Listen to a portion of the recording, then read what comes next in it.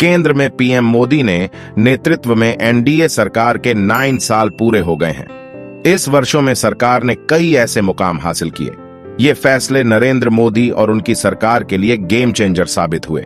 ऐसे में नजर डालते हैं मोदी सरकार के कुछ बड़े फैसलों को बारे में। कैसे इन फैसलों ने लोगों के बीच पीएम मोदी के साथ बीजेपी का लोगों के बीच भरोसा बढ़ाया। ऐसे में 2 बार के कार्यकाल के बाद पीएम मोदी के सामने साल 2024 में आम चुनाव में हैट्रिक लगाने पर फोकस होगा। मोदी सरकार ने अपने 2 साल के कार्यकाल कई बड़े फैसले किए। इन फैसलों से उनकी सरकार की छवि मजबूत बनाई। 2014 में सत्ता में आने के बाद सरकार ने नियमित अंतराल पर साफ संदेश दिया कि वह किसी भी तरह के फैसले लेने में नहीं हिचकेगी। इसकी शुरुआत पहले कार्यकाल में नोटबंदी का फैसला था। इसके बाद सरकार ने आतंकवादियों के ठिकानों पर हमला किया। कोरोना महामारी के दौरान सरकार ने सख्त लॉकडाउन का फैसला किया। सरकार ने जम्मू कश्मीर से धारा 370 को हटाने जैसे फैसले भी किया। इससे साबित हुआ कि सरकार मजबूत फैसला लेने से पीछे नहीं हटेगी। पीएम मोदी बीते 9 साल में लोगों से जुड़ने के लिए नई संवाद शैली अपनाई। साल 2014 से ही उन्होंने लोगों के बीच अधिक से अधिक पहुंचने की परंपरा शुरू की। मन की बात जैसे कार्यक्रम भी आम लोगों से सीधे संवाद का नया जरिया बना। 2014 के बाद एक बड़ा फैक्टर जो सामने आया और जो पीएम मोदी की मजबूती और सरकार की लोकप्रियता का बड़ा कारण बना, वह था ग्लोबल स्तर पर इस बात को स्थापित करना कि भारत की ताकत बढ़ी है। विदेशों की कोरोना में पूरी दुनिया में टीका भेजने पहल, इससे पीएम की ग्लोबल इमेज उभरी। तमाम सर्वे में यह बात उभर कर आई कि मोदी सबसे ताकतवर ग्लोबल लीडर में से एक हैं। बड़ी बात यह है कि जो ग्लोबल इवेंट में पीएम मोदी की बड़ी रैलियों और कई अहम ग्लोबल इवेंट में भारत के दखल को देश की बढ़ती ताकत के रूप में पेश किया गया। यूक्रेन युद्ध के समय वहां फंसे भारतीय को वहां से लाना एक मिसाल है।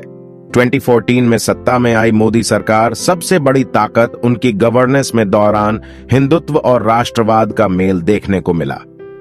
2014 से पहले हिंदुत्व देश की राजनीति का हिस्सा था, हालांकि राष्ट्रवाद एक समानांतर रूप से चलता था। 2016 में जेएनयू में छात्र आंदोलन और उसके तुरंत बाद सर्जिकल स्ट्राइक के बाद देश में राष्ट्रवाद और हिंदुत्व का एक नया भावनात्मक मेल सामने आया। इसने पूरे देश की सियासत बदल कर रख दी। मजबूत धर्म और मजबूत देश, इन दोनों को एक दूसरे से जोड़ा और लोगों तक इसका संदेश देने में सफलता हासिल की। विपक्ष मोदी सरकार के इस नए फैक्टर का मुकाबला करने में अफसल साबित हुआ। ऐसे में बीजेपी 2024 में लगातार तीसरी बार वापसी के लिए जोर लगा रही है। मोदी सरकार ने अपने ड्रीम प्रोजेक्ट या आमजन से जुड़ी महत्वाकांक्षी योजनाओं की तय सीमा के अंदर डिलीवरी दी। एक्सप्रेस हाईवे से लेकर नई संसद या सेंट्रल विस्टा के निर्माण को पूरा कर यह संदेश दिया गया कि उनकी सरकार सिर्फ घोषणाएं नहीं करती हैं, बल्कि उसे पूरा भी करती है। बीते 9 वर्षों के दौरान मोदी सरकार और बीजेपी ने गरीबों में एक बड़ा लाभार्थी वर्ग बनाया है। उज्ज्वला योजना, फ्री मकान से लेकर फ्री राशन जैसी योजनाओं के जरिए सरकार ने इस वर्ग तक अपनी मजबूत पकड़ बनाई। इन योजनाओं का फायदा ये हुआ कि सरकार के पास ऐसे 22 करोड़ परिवार की लिस्ट है जिन्हें अलग अलग रूप में ये सुविधाएं मिल रही हैं।